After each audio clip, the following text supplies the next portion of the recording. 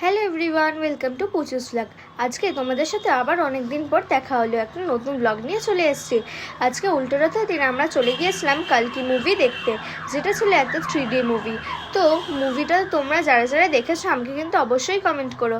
আজকে সৌনক আমাকে নিয়ে গেছিলো এই মুভিটার সারপ্রাইজ দিতে, কারণ আমি এই মুভিটা অনেক দিন ধরেই দেখবো বলছিলাম। ওখানে তো আমি তোমাদের দেখাতে পারলাম না ভেতরে কী কী মুভিটার বিষয়, কারণ ওখানে ক্যামেরা অ্যালাউ ছিল না। ওখান থেকে আমরা বেরিয়ে গিয়েছিলাম কচুরির দোকানে, যেটা তোমরা একটু পরেই দেখতে পাবে সৌনক কীভাবে কচুরি খাচ্ছে, আর পাশে কাকুরা জিলিপি ভাজছিল। জিলিপি আর কচুরি খেয়ে ওখানে বিভিন্ন ধরনের রথ দেখতে দেখতে চলে গিয়েছিলাম ওয়াও মোমোতে।